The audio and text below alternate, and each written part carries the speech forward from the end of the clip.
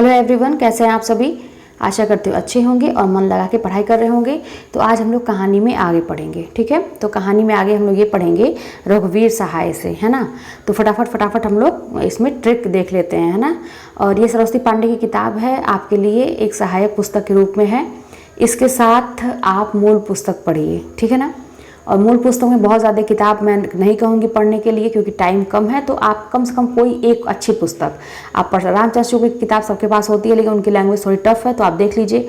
और जो भी आपके पास अच्छे राइटर की बुक है आप एक पढ़िए, और साथ में ये सहायक भी पुस्तक पढ़िए। प्रैक्टिस सेट सॉल्व करिए, रोज़ टॉपिक वाइज टेस्ट दीजिए। और आप अपने स्तर से भी मतलब नई नई चीज़ें देखिए कि कहाँ से आपको अच्छी जानकारी मिल रही है, ठीक है। सीमित चीज़ें रहेंगी और एक ही चीज़ को बार बार रिवाइज करेंगे, तभी आपके दिमाग में चीज़ें बैठेंगी, ठीक है ना। तो चलिए हम लोग शुरू करते हैं रघुवीर सहाय पे। तो रघुवीर सहाय का यहाँ पे दिया है, दो दिया है। एक रास्ता इधर से है, जो आदमी हम बना रहे हैं। तो अब याद कैसे करेंगे। तो रघुवीर सहाय, तो रघुवीर मतलब भगवान रामचंद्र जी मान लेते हैं, ठीक है ना। कल्पना कर लेते हैं कि रघुवीर सहाय जो है भगवान जी कब सहाय होते हैं, रघुवीर कब सहाय होते हैं। मतलब रघुवीर कब सहाय होते हैं भाई, जब उनकी कृपा हो जाती है लोगों पे। तो जब रघुवीर सहाय हो जाते हैं लोगों पे, तो वो हर व्यक्ति का रास्ता आसान कर देते हैं, है ना। ये तो हमको पता ही है। तो रघुवीर जब सहाय हो जाते हैं, तो जब रास्ता आसान कर देते हैं सबका, तो वो कहते हैं कि रास्ता इधर से है। सारे व्यक्ति को क्या करते हैं, रास्ता दिखाते हैं, कहते हैं रास्ता इधर से है ना। और कहते हैं कि जो आदमी हम बना रहे हैं, मतलब वो सबको बना देते हैं, हर आदमी को बना देते हैं। रघुवीर का जब रघुवीर सहाय हो जाएंगे सबके ऊपर, तो वो क्या करेंगे, कहते हैं कि रास्ता इधर से है, सबको रास्ता भी दिखाते हैं। और कहते हैं कि जो आदमी हम बना रहे हैं, मतलब सबको वो बनाते हैं। कल्पना ऐसे करिए, इमेजिन करिए, आपको याद हो जाएगा। आगे देखिए, गंगा प्रसाद विमल। तो अब यहाँ पे गंगा प्रसाद विमल, तो अब यहाँ पे गंगा को देख लेंगे। हालांकि गंगा के प्रसाद हम बोलते हैं, लेकिन यहाँ पे गंगा, जब गंगा से आप मतलब करेंगे ना, तो ज़्यादा अच्छे से आपको याद हो जाएगा। नाम कई बार राइटर का दोहराते रहिए। तो गंगा को हम यहाँ पे देख लेते हैं, ठीक है। तो गंगा प्रसाद विमल, तो गंगा मतलब एक बार गंगा नदी में बहुत ज़्यादा बाढ़ आ गई, है ना। कल्पना करिए कि गंगा नदी में बहुत ज़्यादा बाढ़ आ गई, तो पूरा विध्वंस हो गया चारों तरफ। कहाँ पे, शहर में, है ना। गंगा में बहुत ज़्यादा बाढ़ आ गई, मतलब बहुत उफान पे थी गंगा, तो विध्वंस कर दी कहाँ पे, शहर में। और क्या हुआ, दीवारों में ना, दीवार जो थी घरों की, उसमें बीच की दरार पड़ गई, है ना। जब गंगा में खूब तेज उफान आया था, तो विध्वंस हो गया कहाँ, शहर में। और बीच की दरार भी आ गई दीवारों में, ठीक है। और अतीत में कुछ नहीं बचा, उसके बाद अतीत में कुछ नहीं बचा। कोई भी आदमी कोई शुरुआत नहीं करना चाहता था, है ना। कोई भी आदमी जो था, इतना मतलब विध्वंस हो चुका था कि कोई आदमी कोई शुरुआत नहीं करना चाहता था। और सबकी खोई हुई धाती थी, ठीक है, सबकी खोई हुई धाती थी। इस तरह से कि मतलब गंगा नदी में बहुत बाढ़ आ गई थी, तो विध्वंस हो गया शहर में, और बीच की दरार पड़ गई दीवारों में। अतीत में कुछ नहीं बचा था, कोई शुरुआत मतलब नहीं करना चाहता था, और सबकी खोई हुई धाती थी, ठीक। इस तरह से आगे देखिए, रमेश बख्शी। अब बख्शी से पक्षी, अब यहाँ पे ऐसा लिखा ही है बख्शी, ठीक ना। तो बख्शी से यहाँ पे प कर दीजिए, पक्षी। तो रमेश बख्शी बोलिए कई बार, लेकिन पक्षी दिमाग में तुरंत आ जाए, चिड़िया।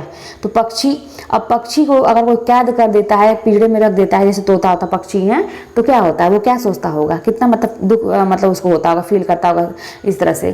तो रमेश बख्शी, तो पक्षी कह रहा है कि एक अमूर्त तकलीफ है ना। पक्षी की एक अमूर्त तकलीफ है, लोग तलघर में उसको सजा देते हैं, ठीक है। पक्षी की एक अमूर्त तकलीफ है कि लोग तलघर में उसको सजा देते हैं। रमेश बख्शी, फिर बोलिए रमेश बख्शी एक बार, मतलब कई बार ये लेखक का नाम बोलते रहिए, फिर रचनाओं को बोलते रहिए, कल्पना कुछ और करिए, सारी चीज़ों को एक ही में रिलेट करिए, जोड़ दीजिए, है ना। तब जाके आप आराम से आपको याद हो जाएगा। आगे देखिए, रविंद्र कालिया। रविंद्र कालिया, अब यहाँ पर आपको पता ही है क्या मैं पकड़ूंगी, कालिया शब्द को मैंने पकड़ लिया। अब रविंद्र कालिया, कालिया थोड़ा सा बदमाश टाइप का था, नाम ही ऐसा है, फिल्म में कालिया नहीं आता है, तो मैं वही कल्पना करती थी, कालिया विलन टाइप का। तो रविंद्र कालिया, लेकिन बोलेंगे आप रविंद्र कालिया। ये सारी चीज़ें काल्पनिक हैं, और बस हम लोग याद करने के लिए ऐसा ट्रिक बनाते हैं कि याद हो जाए किसी भी तरीके से, ठीक है। तो मतलब इसको याद करने के लिए कोई भी ट्रिक आप बना सकते हैं। आपका अगर याद है तो अपने तरीके से, नहीं तो इस तरीके से आप पढ़ सकते हैं। तो रविंद्र कालिया, कालिया बहुत ही मतलब बदमाश टाइप का था। तो वो, उसकी पत्नी 9 साल की छोटी थी, उससे 9 साल छोटी पत्नी से उसने विवाह किया था, ठीक है। और काला रजिस्टर था, है उसके वहाँ कैसा रजिस्टर था, काला रजिस्टर। काला रजिस्टर किसके पास होता है, जो बहुत बदमाश टाइप के लोग होते हैं। तो रविंद्र कालिया, कालिया बहुत बदमाश था, वो 9 साल की छोटी पत्नी से विवाह किया था, और उसके घर काला रजिस्टर था। लेकिन तब भी वो क्या करता था, लोगों की नज़र में अच्छा बना रहता था, है ना, अंदर अंदर ये सब चीज़ें थी। लेकिन लोगों की नज़र में अच्छा बनने के लिए क्या कहता था, गरीबी हटाओ, है ना, और कहता था चकैया नीम के नीचे आओ, कहता था गरीबी हटाओ चकैया नीम के नीचे आओ, तो गरीबी हटाओ चकैया नीम, ठीक, इस तरह से। आगे देखिए शैलेश मटियानी, तो शैलेश जो है ना, शैलेश का सब मटिया मेट हो गया था, बोलते हैं ना मटिया मेट हो जाना, मतलब शैलेश मटियानी का सब कुछ खत्म हो गया था, मटियानी हो गया था एकदम शैलेश का। क्यों? क्योंकि उनके वहाँ क्या हो गया था, 2 दुखों का एक सुख हो गया था, है ना, 2 दुखों का एक सुख हो गया था। शैलेश का सब मटियानी हो गया था क्योंकि उनके घर 2 दुखों का एक सुख हो गया था। और उनके घर की सुहागिनी तथा अन्य कहानियाँ वो मतलब ये हारा हुआ हो गया था एक तरह से, उनके घर की सुहागिनी तथा अन्य कहानियाँ हारा हुआ हो गया था। और तीसरा सुख उनको कहाँ मिलता है, महाभोज में मिलता है। तीसरा सुख उनको कहाँ मिलता है, जब महाभोज करने वो जाते हैं तब जाकर उनको तीसरा सुख मिल जाता है। तो वहीं पे चील भी आया रहता है, लेकिन है ना, महाभोज में कौन आया था, चील भी आया रहता है। चील होते हैं ना, आसमान में उड़ते हैं, तो खाने पीने की चीज़ देखा होगा, तो चील भी आ गया महाभोज में। और शैलेश का मतलब सब कुछ मटियानी हो गया था क्योंकि 2 दुखों का एक सुख हो गया था, सुहागिनी तथा अन्य कहानियाँ उनकी हारा हुआ हो गया था। और तीसरा सुख उनको महाभोज में मिलता है, वहीं पर कौन आया था, चील आया था। आगे देखिए राम दरस मिश्र। अब राम दरस मिश्र, राम के दरस कब होते हैं भाई, जब उनकी कृपा होती है। तो राम के दरस, अब अपने आप को कल्पना करिए, मतलब हम लोग, मतलब जैसे मैं अपने आप को कल्पना कर दी थी, तो राम के दरस मुझे कब मिला, खाली घर में। कहाँ मिला था, खाली घर में। तो राम का दरस मुझे कहाँ मिला, खाली घर में मिला। तो फिर मैं बैठ कर सोचने लगती हूँ कि एक वह दिन था, मतलब पहले की बात मैं सोचने, अतीत में सोच चली जाती हूँ। तो मैं सोचती हूँ कि एक वह दिन था जब दिनचर्या हम लोगों का कैसा था, सर्पदंश की तरह था, ठीक है। एक वह दिनचर्या, ऐसे दिन मत बोलिए, एक वह दिनचर्या था जब हम सब कैसा था, सर्पदंश की तरह था, ठीक है। लेकिन फिर जिंदगी में क्या आया, बसंत का दिन आया। जब मेरी नौकरी लग गई तो बसंत का दिन आया ना, तो फिर जिंदगी में क्या हुआ, बसंत का दिन आया। और अपने लिए, मतलब जिंदगी में फिर क्या हुआ, बसंत का दिन आया अपने लिए, ठीक है। और आज का दिन भी देखो, है ना, आज का दिन भी देख लो, एक कहानी लगातार रोज बनती है ना। फिर कब आएंगे विदूषक, लेकिन वही चिंता है ये कि विदूषक कब आएंगे। विदूषक कोई मतलब उनके बहुत शुभचिंतक रहे होंगे, या हम लोग के बहुत शुभचिंतक हैं, जिसका भी आप कल्पना कर रहे हैं, अपने आप को कल्पना करिए, किसी को भी कल्पना करिए। तो विदूषक मतलब कब आएंगे वो, कब आएंगे विदूषक, ठीक, इस तरह से। अब एक बार फिर से एक बार साफ साफ मतलब अच्छी तरह से देख लीजिए कि राम का दरस मुझे कब हुआ, खाली घर में हुआ। एक वह दिनचर्या था जब सर्पदंश था, सब कुछ मतलब बहुत खराब दिन था। फिर जिंदगी में बसंत का दिन आ गया अपने लिए, है ना। और आज का दिन भी देखो, एक कहानी लगातार बनती है। फिर कब आएंगे विदूषक, बैठे बैठे ये सारी चीज़ें मैं सोच रही हूँ, अपने आप को सोचिए। आगे देखिए शेखर जोशी, तो जोशी और कोसी, ठीक ना, जोशी कोसी, पहला ही कोसी है ना, कोसी का घटवार, तो जोशी कोसी, तो शेखर जोशी कोसी का घटवार, ठीक। तो शेखर जोशी जो है ना, बड़े जोश में रहते हैं। वो क्या करते हैं, वो कोसी का घटवार भरते हैं, ठीक। वो क्या करते हैं, कोसी का घटवार भरते हैं। और साथ के लोग भाई, कोसी उसी, जब अभी छठ का पूजा हुआ था आप देखे होंगे कोसी भराता है ना। तो कल्पना कर लीजिए कुछ पूजा पाठ से संबंधित है। तो शेखर जोशी बड़े जोश में आके कोसी भरते हैं, जोशी कोसी, ठीक। उसके बाद कोसी का घटवार भरते हैं। उसके बाद साथ के लोग, उनके साथ में कई लोग हैं, वो लोग क्या कहते हैं, हलवाहा को बुलाओ। वो लोग कहते हैं हलवाहा को बुलाओ मेरे पहाड़ पे, मेरा पहाड़ पे, ठीक है। साथ के लोग कहते हैं कि हलवाहा को बुलाओ मेरा पहाड़ पे, ठीक, मेरे नहीं मेरा बोलिएगा, जो है वही बोलिएगा, कल्पना लेकिन कर लीजिए। क्योंकि कौन है, नौरंगी बीमार है, और साथ में डांगरी वाले को भी बुलाना, ठीक है। क्योंकि कौन बीमार है, नौरंगी बीमार है, और साथ में डांगरी वाले को भी ले आना, ठीक, इस तरह से। आगे देख ज्ञान रंजन, बहुत ज्ञान है इनको, ज्ञान रंजन बहुत ज्ञान है। ये फेंस के इधर उधर भी चले जाते हैं, फेंस, है ना, कल्पना करिए बहुत तेज लहर है ना, उस लहर के इधर उधर भी, मतलब लहरों पे भी चलते हैं ये, लहर के इधर उधर भी चले जाते हैं, फेंस के इधर उधर, फेंस बोलिएगा।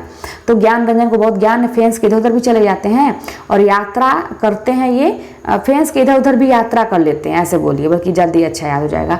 ज्ञान रंजन को बहुत ज्ञान है, वो फेंस के इधर उधर भी यात्रा कर लेते हैं और क्षणजीवी बन जाते हैं, और तुरंत क्षणजीवी बन जाते हैं, मतलब तुरंत के क्षण को जीते हैं, जीने वाले, तुरंत ये क्षणजीवी बन जाते हैं। और कहते हैं कि ये सपना नहीं है, क्या बोलते हैं सबसे, ये सपना नहीं हकीकत है, बोलते हैं सपना नहीं, है ना, बोलते हैं सपना नहीं है ये, ठीक है। आगे देखिए काशीनाथ सिंह, तो काशीनाथ सिंह, भाई काशीनाथ सिंह काशी में गए एक बार, है ना, नाम ही इनका काशी है और काशी सोच लीजिए। तो काशीनाथ सिंह काशी में गए तो क्या देखे कि लोग बिस्तरों पर पड़े हुए हैं। उनको सुबह का डर था, है ना, लोग बिस्तरों पर पड़े हुए, उठ ही नहीं रहे बिस्तर से, और क्योंकि लोगों को सुबह का डर था, ठीक है, क्योंकि आदमी नामा का नई तारीख लगने वाली थी। आदमी नामा का मतलब किसी आदमी नामा का जैसे कोर्ट में नई तारीख लगती है ना, तो आदमी नामा का नई तारीख लगने वाली थी।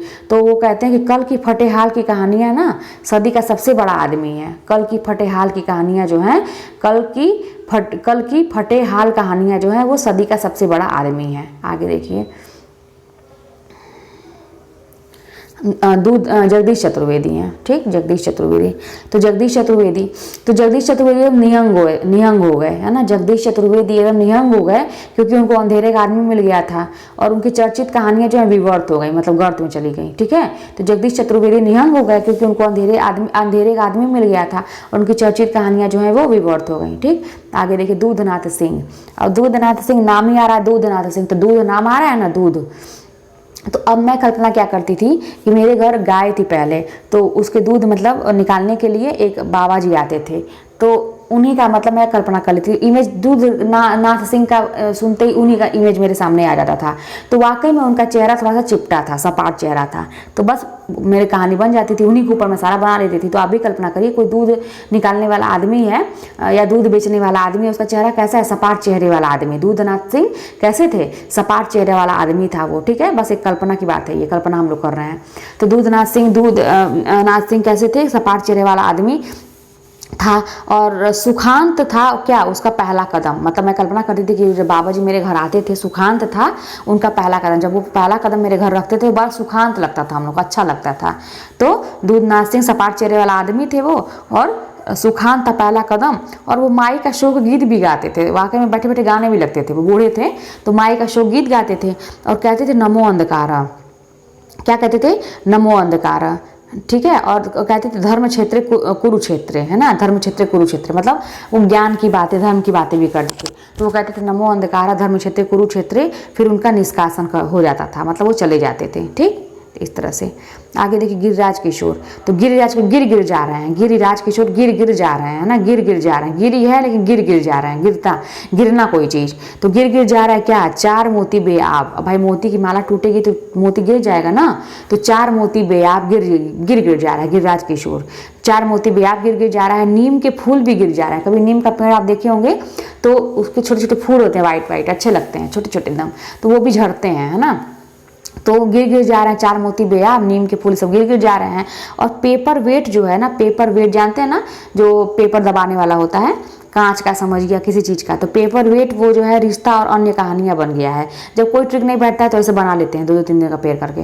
तो पेपर वेट जो है ना रिश्ता और अन्य कहानियां बन गया है, क्योंकि लोग क्या है, शहर दर शहर चले जाते हैं, है ना, लोग शहर दर शहर, है ना, लोग शहर दर शहर चले जाते हैं, भाई लोग गाँव छोड़ के शहर में चले जाते हैं। इसीलिए क्या हो गया, पेपर वेट रिश्ता और अन्य कहानियां बन गया सबकी, ठीक है, क्योंकि लोग शहर दर शहर चले जाते हैं। तो वहाँ पे जाके लोग कहते हैं कि हम प्यार कर लें, शहर में जाके लोग कहते हैं कि हम प्यार कर लें, तो जगत तारणी मतलब भगवान दुर्गा माँ, तो वो जाके वहाँ पे कहते हैं कि हम प्यार कर लें, तो जगत तारणी कहती है कि यह देह किसकी है, मतलब बताती है सच्चाई कि भाई देह तुम्हारी ये नश्वर है, कुछ है नहीं। तो जगत तारणी कहती है यह देह किसकी है, तो वो सब कहते हैं, उन सबको तो दिमाग में भूत चला रहता है दूसरी चीज़ का, तो वो सब कहते हैं, जो लोग ऐसे हैं वो कहते हैं आंद्रे की प्रेमिका का है, ठीक है, आंद्रे की प्रेमिका का है। इस तरह से हम लोग गिरिराज किशोर याद कर लिए, ठीक है। गिर जा रहा है क्या, गिर जा रहा है क्या, चार मोती बेआब और नीम के फूल, गिर जा रहा है क्या, चार मोती बेआब और नीम के फूल। और पेपर वेट जो है ना रिश्ता और अन्य कहानियां बन गया है, क्योंकि लोग शहर दर शहर चले जाते हैं, वहाँ जाके कहते हैं हम प्यार कर लें, तो जगत तारणी कहती हैं कि यह देह किसकी है, तो वो सब कहते हैं आंद्रे की प्रेमिका का है, ठीक है। आगे देखिए, हिमांशु जोशी। अब हिमांशु जोशी बड़े जोश में आ रहे हैं, हिमांशु, है ना, हिम मतलब बर्फ, हमेशा कल्पना करिए, हिम मतलब बर्फ और जोश मतलब जोश, तो लेकिन यहाँ पर एक व्यक्ति कल्पना करिए, हिमांशु जोशी बड़े जोश में आ रहे हैं। कैसे आ रहे हैं, अंततः हिमांशु जोशी बड़े जोश में अंततः रथ चक्र पर बैठ के आ गए, ठीक ना, ऐसे बोलिए, हिमांशु जोशी बड़े जोश में अंततः रथ चक्र पर बैठ के मनुष्य चिन्ह के रूप में आ गए, मतलब मनुष्य बन के आ गए हिमांशु जोशी, ठीक है, देवता रहे होंगे हिमांशु जोशी, तो वो बड़े अंततः रथ चक्र पर बैठ के मनुष्य चिन्ह के रूप में आ गए। अब कैसा दिख रहा है वो चीज़, जैसे लग रहा है जलते हुए डैने हैं, डैने मतलब पंख, तो ऐसा लग रहा है कि जो रथ का दोनों तरफ का पहिया है या रथ पे ऐसे डैने टाइप के बने हैं, तो वो जलते हुए मतलब इतने जोश में आ रहे हैं, लग रहा है जैसे जलते हुए डैने हैं। और कहाँ पे, और सागर, और कहाँ पे ये सब हो रहा है, सागर तट के शहर पे, सागर तट के शहर में ये सब हो रहा है। सागर तट, हिमांशु, हिम, बर्फ कहाँ गिरता है, सागर के पास गिरता है, कल्पना सागर के तट पे गिरता है हिम, ऐसे कल्पना कर लीजिए तो बन जाएगा आपका, ठीक है। आगे देखिए रमेश चंद्र शाह, तो रमेश चंद्र शाह जो हैं ये कल्पना करिए कि ये जो रमेश चंद्र शाह है ना, शाही खानदान, आप सुने होंगे शाही खानदान राजा वाजा लोगों का होता है, तो रमेश चंद्र शाह एक राजा हैं, ठीक, शाही खानदान के शाह हैं, ठीक है। तो रमेश चंद्र शाह एक बार ऐसे घूमने निकले, राजा लोग भ्रमण पर निकलते हैं ना, तो भ्रमण पर निकले तो देखे कि जंगल में आग लगी है। रमेश चंद्र शाह एक बार घूमने निकले तो देखे जंगल में आग लगी है, तो पूछे कि कौन लगाया है, तो सब लोग बताए कि मोहल्ले का रावण ये था, यही जंगल में आग लगा दिया, किससे, रमेश चंद्र शाह से, ठीक है। तो वो कहते हैं मानपत्र तैयार करो, मतलब एक एप्लीकेशन समझिए अपनी भाषा में, तो मानपत्र तैयार करो, अब थिएटर में देना पड़ेगा, मतलब वहाँ का समझिए हेड ऑफिस जो है, मतलब एक तरह शिकायत समझिए, किसका, मोहल्ले का रावण का, क्योंकि वो क्या कर दिया था, जंगल में आग लगा दिया था। तो रमेश चंद्र शाह एक बार घूमने निकले तो जंगल में आग देखे, तो वो पूछे कौन लगाया है, तो सब लोग बताए मोहल्ले का रावण लगाया है। तो वो कहते हैं मानपत्र तैयार करो, है ना, और चलो थिएटर में देना है, ठीक, थिएटर में देना। तो इस तरह से देखिए हम लोग का एक पेज आज फिर से तैयार हो गया, ठीक है ना।